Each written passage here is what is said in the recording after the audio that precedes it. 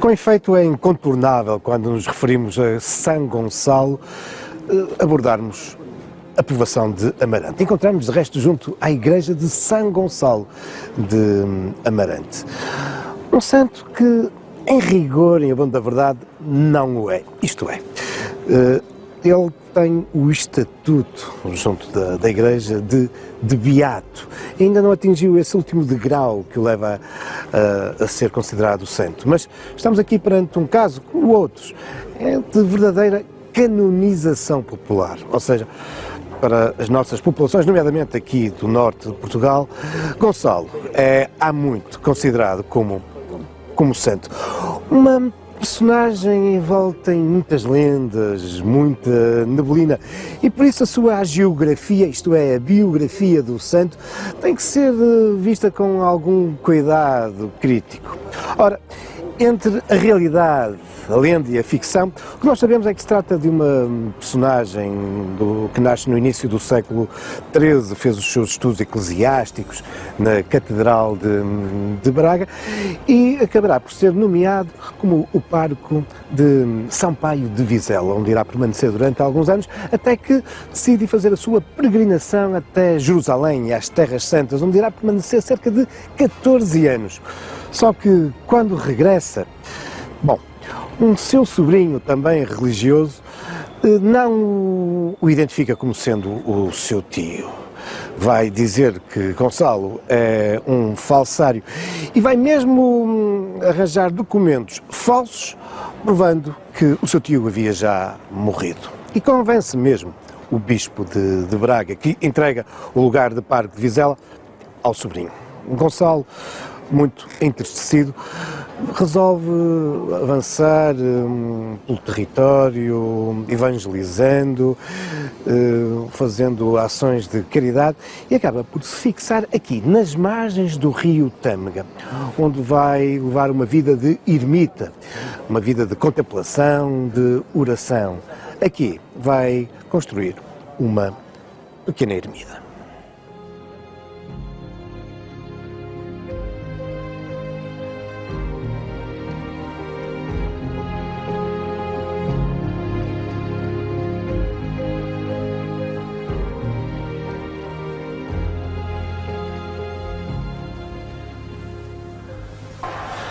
A fixação de São Gonçalo na base da Serra do Marão, aqui junto às margens do rio Tâmega, como ermita, vai-se prolongar durante algum tempo e tornando-o já numa figura muito popular entre as gentes da região. Mas, entretanto, e segundo a tradição, São Gonçalo tem uma visão da Virgem que lhe indica que se deverá deslocar até Guimarães e encontrar-se com os responsáveis da Ordem dos Pregadores, a Ordem Dominicana.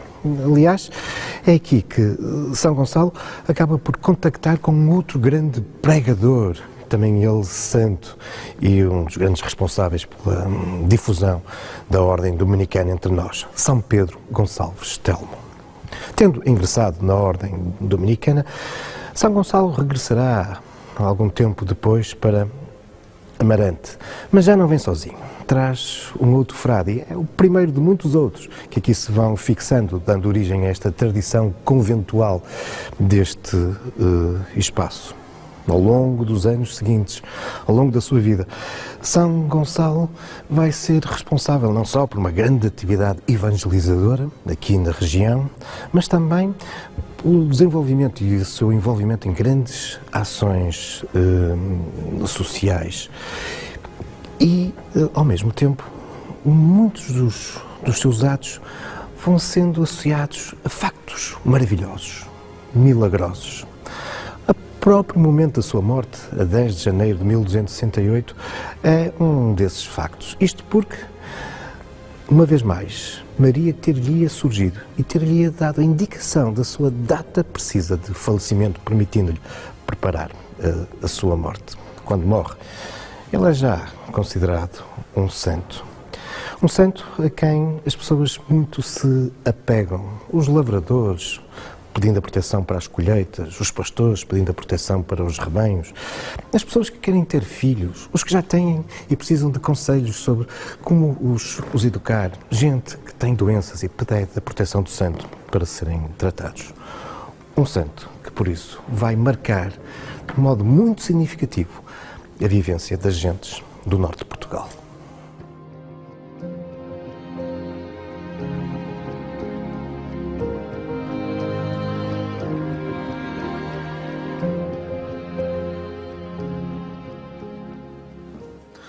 No local onde a tradição afirma ter existido a ermida original de São Gonçalo, foi depois construída uma igreja.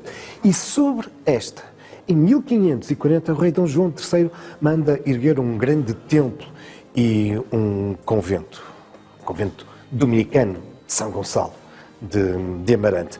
As obras têm início pouco depois, mas depois vão-se arrastar durante muitos anos, durante a década de 50, 60, 70. Será necessário quase meio século para concluir a obra. Sabemos que em 1586 é feita uma vistoria. Nessa altura, grande parte da estrutura conventual está já concluída. O seu claustro, o refeitório, as celas. Mas a igreja, essa ainda estava a decorrer a sua construção, mas iria terminar pouco depois.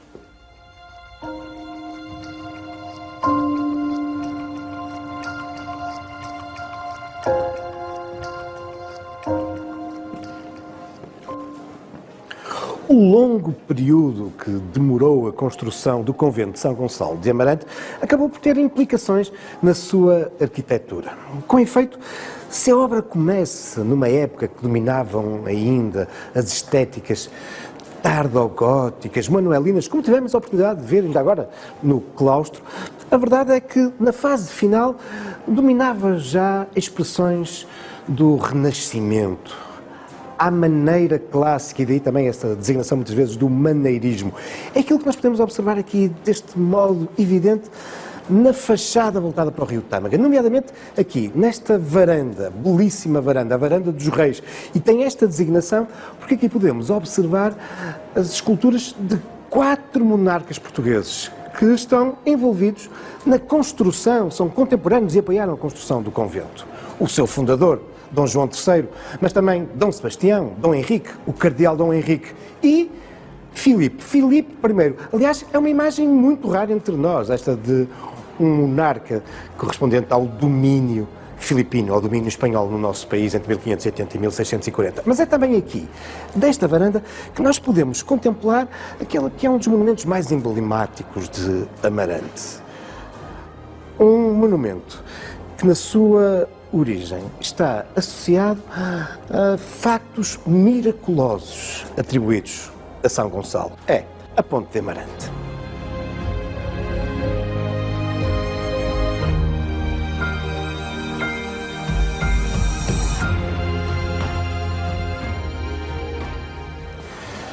A atual ponte de Amarante data do século XVIII, é uma belíssima ponte barroca, mas ela veio substituir uma ponte anterior, bem mais antiga, medieval, edificada presumivelmente nos finais do século XIII.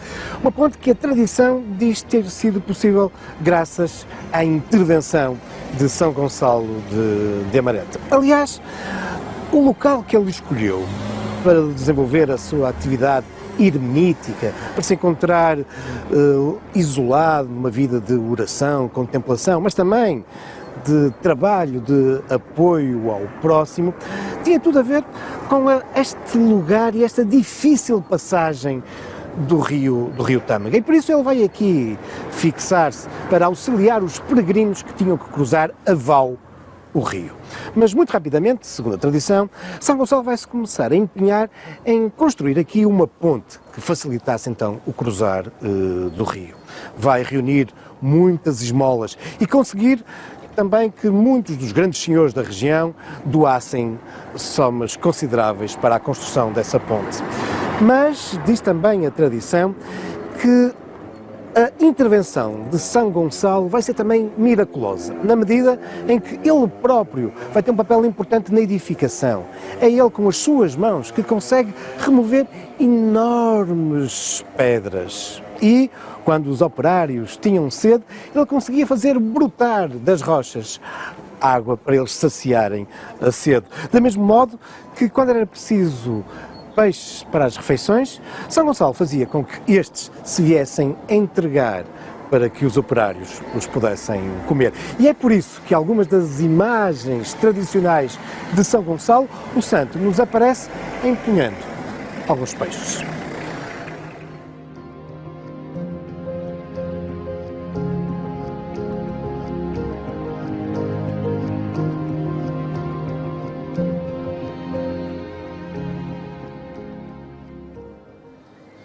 Cerca de 500 anos depois da sua construção, a ponte, a velha ponte medieval, que a tradição dizia ter resultado da intervenção miraculosa de São Gonçalo, desaparece. É vítima de uma cheia tenebrosa em fevereiro de 1763.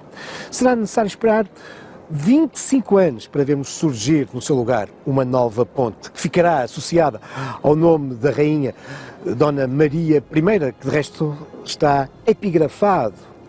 gravado naqueles obeliscos que podemos ver nas extremidades do tabuleiro da Ponte de Amarante. Mas fica também associado a um outro nome, a um dos grandes arquitetos que está a operar entre nós no final do Barroco, Carlos Amarante. Marcante será também a cerimónia de inauguração da ponte, que ocorre a 16 de outubro de 1788. É uma inauguração verdadeiramente dantesca, uma vez que o estaleiro e toda a estrutura em madeira que envolvia a ponte, que tinha sido necessária para a sua construção, será propositadamente incendiada. E é por isso, no meio do fogo e das chamas, que irá emergir a imponente e barroca Ponte Amarante.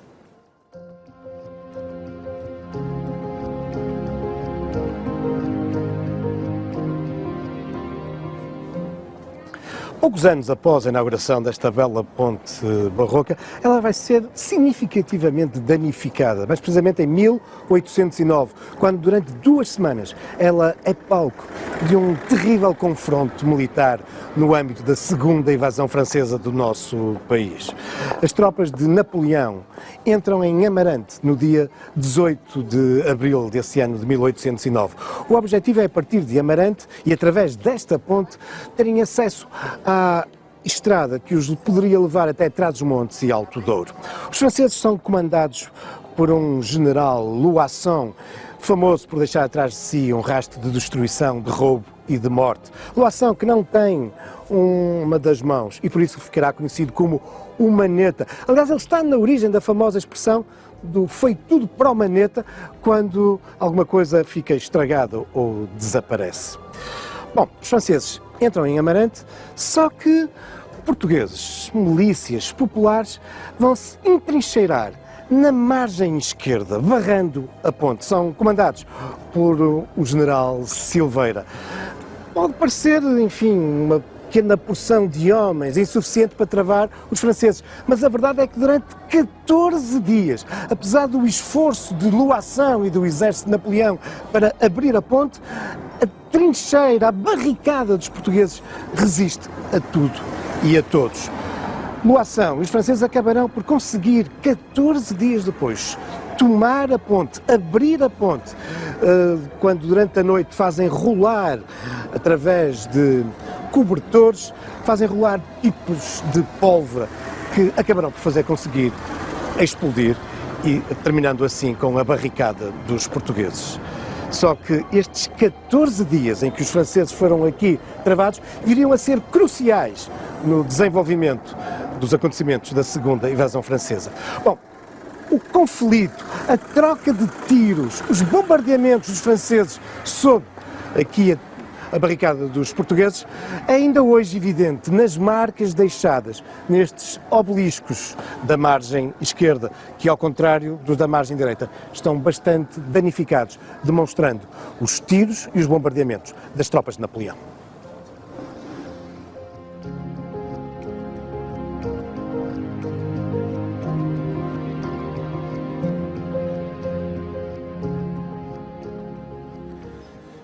Decorreram já vários séculos desde essa cheia de fevereiro de 1763 e do desaparecimento da velha ponte medieval que a tradição afirma ter sido construída por São Gonçalo. Mas subsistem ainda alguns curiosos vestígios, ou pelo menos testemunhos, dessa antiga ponte. Um dos mais importantes é esta imagem de Nossa Senhora da Piedade, datada do século XIV.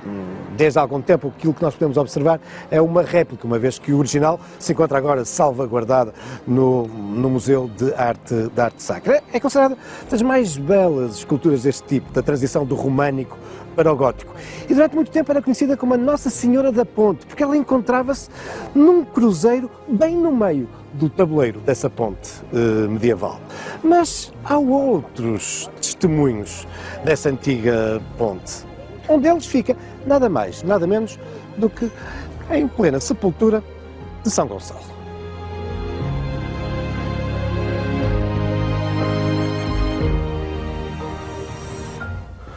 Um outro interessante registro da ponte medieval de Amarante, que a tradição indica ter sido feita por São Gonçalo, encontramos no próprio túmulo do santo, aos seus pés. Aqui está a ponte medieval com as suas ameias. Aliás, esta representação aos pés do santo tornar-se-á corrente nas suas imagens, como podemos contemplar na própria fachada aqui da igreja de São Gonçalo. Mas é aqui, junto do seu túmulo, que nós também podemos constatar muitas das tradições dos devotos que se dirigem até São Gonçalo e aqui passam as suas mãos, aqui beijam a imagem do santo, pedindo a sua intervenção nas mais diversas áreas da saúde, protetor agrícola e, desde há muito tempo, também como casamenteiro. No século XVIII, Padre António Vieira deixa-nos um escrito em que se refere nomeadamente às raparigas a quem os pais não trataram de arranjar casamento, que muitas vezes, de um modo secreto, aqui se dirigiam para pedir a São Gonçalo que lhes arranjasse um marido. Muito mais recentemente, esta tradição acabou por dar também origem a características de São Gonçalo como protetor e casamenteiro das velhas, das mulheres com alguma idade que também não conseguem arranjar marido. Aliás, há até uma curiosa tradição de elas puxarem 3 vezes o cordão do hábito de São Gonçalo, numa imagem que se encontra na sua sacristia. Enfim, tradições populares, reforçando a importância deste santo.